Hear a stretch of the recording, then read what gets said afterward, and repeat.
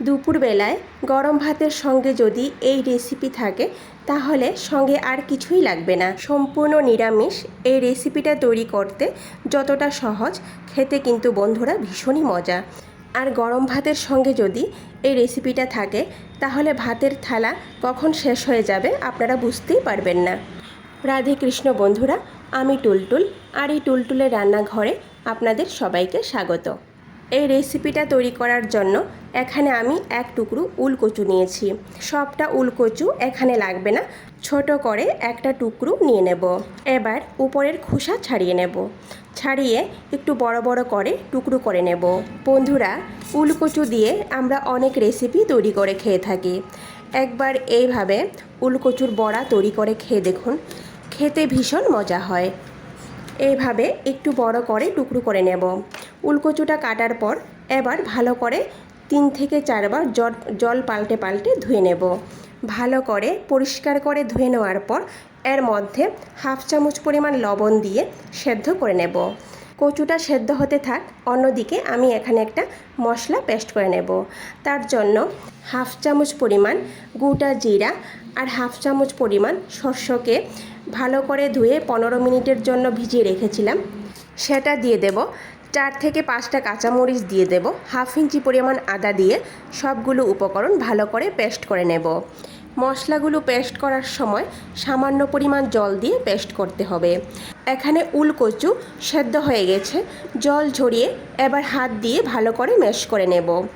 কচুটা ভালো করে ম্যাশ হয়ে গেলে এর মধ্যে আদা, কাঁচামরিচ, সরষে বাটা দিয়ে দেব। 1 মুঠো পরিমাণ ধনেপাতা কুচি দিয়ে দেব। সামান্য পরিমাণ হলুদ গুঁড়ো দিয়ে দেব। স্বাদ অনুযায়ী লবণ দিয়ে দেব। সবার শেষে বাইন্ডিংয়ের জন্য এখানে 3 থেকে 4 চামচ পরিমাণ বেসন দিয়ে দেব। আপনারা বেসনের পরিবর্তে চালের গুঁড়ো ব্যবহার করতে পারেন। এবার সমস্ত উপকরণ ভালো করে মিশিয়ে নেব।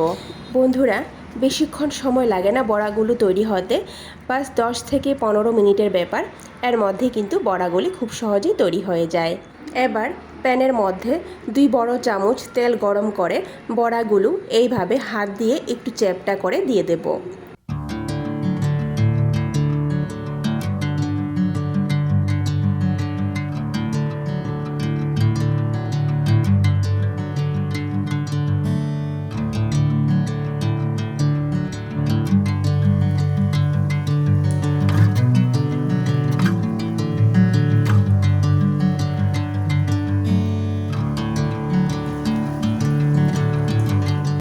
বড়াগুলো প্যানের মধ্যে দেওয়ার পর কিছুক্ষণ অপেক্ষা করব। আর এই অবস্থায় চুলার আঁচ একদমই লোতে থাকবে। কিছুক্ষণ পর বড়াগুলো খুব সাবধানে এক এক করে উল্টে দেব।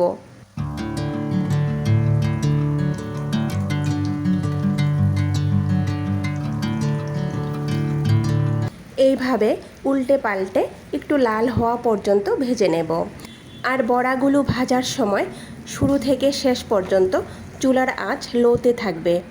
চুলার আঁচ যদি বাড়িয়ে দেওয়া হয় তাহলে বড়াগুলো বাইরে দিয়ে লাল হয়ে যাবে, ভিতর দিয়ে কাঁচা থাকবে। সেই জন্য লো আঁচে বড়াগুলো ভেজে নিতে হবে। এই দেখুন, বড়াগুলি এখানে আমার ভাজা হয়ে গেছে। এবার এক এক করে উঠিয়ে একটা প্লেটের মধ্যে নিয়ে সঙ্গে পেঁয়াজ আর কাঁচা লঙ্কা দিয়ে পরিবেশন করে নেব। ভিডিওটি সম্পূর্ণ দেখার অনুরোধ রইল। কেমন হয়েছে কমেন্ট করে নিশ্চয়ই জানাবেন। আর যদি ভালো লেগে থাকে তাহলে সবার শেষে লাইক, শেয়ার আর সাবস্ক্রাইব করে দেবেন। নমস্কার।